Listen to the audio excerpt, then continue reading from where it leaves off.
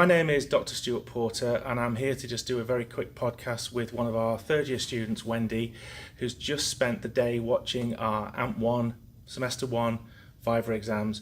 We have a scheme whereby students can observe the exams and they can feed back to future students about the process, about how we are as examiners, about how the day is organised, about comparability levels, that kind of thing. So I just thought it would be a good chance to ask Wendy a few questions to try and put your mind at rest for the future when you do practical exams, because they are quite nerve-wracking. So Wendy, what was your overall thoughts about watching all of us examine today? You're all very fair, all similar. There's good structure, all seem to take the same flow.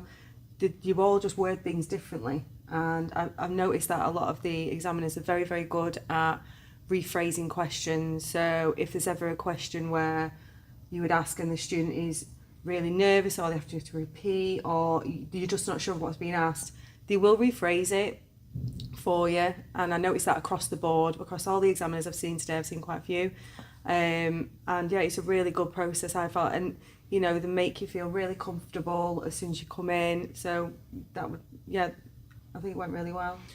Thank you. In terms of asking things differently, do you think that we were doing it to try and get the best out of the student, or was there any occasions when we were doing it and it wasn't working, or it wasn't clear, or was it a plus? Is it what you've just described, is it a positive or a negative? It's a positive, it really is, because I could see, I mean, from myself, because when I was I've done these exams as well, and you're not thinking about it at the time, but being an observer, I can see what the examiners are now doing.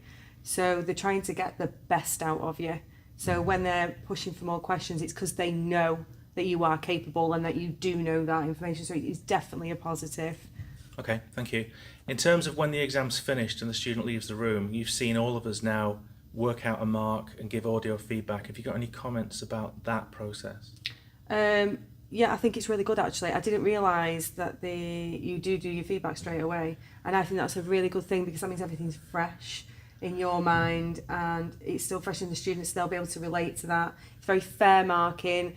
From what I saw, for the feedback you gave, it reflected that from the marks, and you went through it I could see you going through it, questioning it, going, well, yeah, I believe they did really well on that bit, maybe not so much on that bit. I had to prompt them a little bit more there. I think the marking's very, very fair, and I think the feedback reflects that. Okay, thank you. Is there anything that you would want to say, and this is a big question, but as someone that's about to graduate, seriously, what words of wisdom would you give to a student who's absolutely terrified about the thoughts of having to face your examiner face to face? Well, the main thing is as long as you're prepared, so make sure you study, first of all, because you will need to. You know, I can honestly say I failed my first AMP1 exam. I was very, very nervous, but I had a lot going on at the time, so excuse, but then when I got my feedback, I sat down, I really put the work in, and it showed, because I was a high 2-1, so I was really happy with my marks. So I learned from that. But then if it's your first time as well going in, the examiners, they're not there to get you. They want you to pass.